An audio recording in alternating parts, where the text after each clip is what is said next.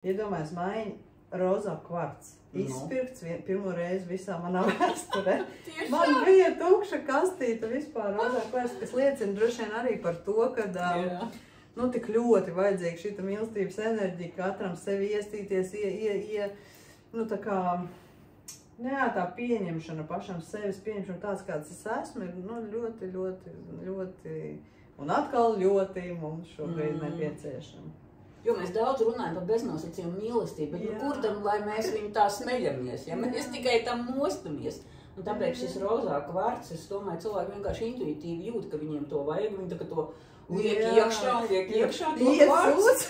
Iesūc, kad izsūc visas kastītes. Tā kā mums ir jauns pievadzums rozā kvarcam, ja nu kas mums ir. Jā, atkal var uzpildīt. Jā, jo īstenībā tie parastie, tie mums visiem zināmākie akmeņi ir, man liekas, arī saprotami cilvēkiem un tādi pieejamāki varbūt. Jā, cilvēki atnāk, ko viņi atnāk? Ko viņi zina noteikti? Viņi pasaka, viņi zina rozā kvarcu. Kvarcu parasto, kristālu.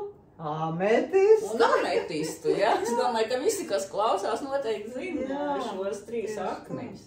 Un ametists pavisam no zemē metams šobrīd šim laikam. Nekā tu sajūti šo laiku? Es domāju, ka katrs, kas spējas kādu soli kristālu pasaulē, viņam noteikti ir, vai zināšanas par ametistu, vai varbūt pat kāds gabaliņš mājās. Tā kā, mēs iesakām velciet ārā, jo laiks bija un būs ar dziļu transformācijas piesitienu. Es domāju, ka visi to ir sajutuši.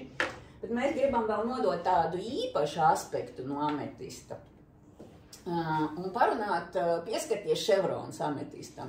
Šis ir parastais? Jā, ir šis ametists dažādos veidos, gan drūzās, gan piramīdās, eņģeļos, ko mēs varam turēt uz sava galda, sev blakus, nesāt līdz, kas palīdzēs mums būt šajā violetajā transformācijas starā. Bet īpaši ir šis te ševrons ametists, kuram ir tāds baltais kvarciņa ieslēgums iekšā. Kāds lukšas gabals, apkaklīt. Viņš tāds dzīvs. Man arī viņš vienmēr sajūsmin, tas ševrons ametists. Jo šeit ir ametists un baltais kvarts. Tātad 2 kristālu apvienojumi. Tur varbūt vēl kaut kas un tās līnijas un nebūtu tik spilgtas. Katrs gabaliņš būs individuāls. Kvarts jau ir, ametis jau arī kvarts, tikai cits bišķiņa izskatā. Citā toņa nedaudz. Un ar ko gaismas pasauli, ko mums grib pateikt caur šo kristālu, jo katrs kristāls, viņš jau ir kā stāsts, viņš jau runā. Un tātad violetais kopā ar balto.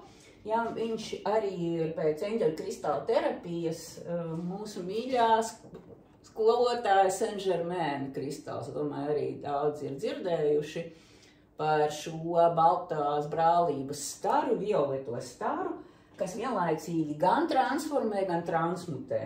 Un tātad transmutācija tā ir nepārtraukta radīšana. Ja mēs mainamies, mums taču visu laiku ir kaut ko jāuzrada vietā, tad mēs neattīstamies. Līdz ar to tādā veidā tas violetais mūs maina, tas baltais atver jaunu platformu, uz kuras mēs radām savu jauno realitāti. Es domāju, vispār unikāli. Vai dievīgi? Ne tikai rozā kvarts, bet ametisti iekarina. Tā kā uz priekšu, mīļie. Tā kā šis ļoti sanāk maiņa, viņš tāds atbalstošs, ņemot vērā, ka pēdējo gadu laikā tas nav tikai par šo laiku, šodien augustā vai septembrī, vai kad jūs šo skatāties, bet īstenībā jau ir vairāki, man liekas, mēneši un jau sāk tuvoties gadiem šie transformācijas procesi ar vienu visus tomēr skar, un es domāju, ka jau reti, kurais var nepateikt, kad viņa dzīvē pārmaiņas nenotiek. Un tas atkal ir, kā mēs jau stāstam vienmēr, un es stāstu, un maiņa stāstu, ka tie kristāli var vienkārši mums palīdzēt tam procesam, iziet cauri, un šis būtu tieši šim transformācijas un transmutācijas, kā tu teici, periodam, protams, piemērots, bet visi jau saka par to transformāciju, transmutāciju. Varbūt ne visiem ir skaidrs, kas tas tāds ir. Tās ir tās pārmaiņas un pārmaiņas uz labu. Kā tu to? Transformācija ir tas, ka tu redzi, ka tu tajā vecajā, vairs nejūties labi. Tas, ka tu staigātu vecajās kurpēs, kuras tev jau sen spiež. Un vienmēr ir tā ieiešana jaunajās kurpēs vienkārša. ja tev tā kā tās ērtās it kā ķībiņas ir jāatstāj un jādodās uz jaunām skaistām ķidiņām, modernām. Jā, un nevienmēr baigi, tu esi gatavs no tās gatavs komforta zonas iziet, kaut kādā. Jo tu jau vēl nezini, ka tas būs skaistāk. Jā, tu jau nezini, ka tev tās skaistās ķidiņas gaida, un tāpēc turies pie tām vecajām ķībām.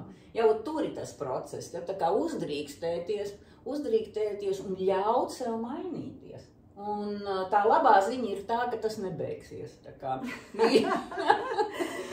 ja jūs esat sajutuši šo transformācijas garšu, tad vienkārši dodieties tev līdzi. Ja? Tad arī violetās krāsas, lavanda tagad mums zied, ja? Tad visur ņemt arī šo toņkārtu, varbūt arī kādam pat drēbēs gribās to ienest. Jā. Mums arī ir eļļiņa, šobrīd gan izpirkta. Jā, bet Saint-Germain eļļiņa arī ir, viņa tāda ļoti vīrišķīga spēku, dod droši vien to spēku, tajā visā iet iekšā un to pārvarēt ar prieku, jo nekas tur galā nebūs sliktāk, jo viss ir uz labu, vai? Jā, un starp citu, man liekas, es atceros, ka mums mājaslapā arī Saint-Germain ir nodarbība ierakstīta. Tas, kas jūt, ka tas ir mans skolotājs, es gribu būt ar viņu šajā laikā kopā, ja viņš man palīdzēs iziet šiem procesiem cauri, aiciniet viņu, ja?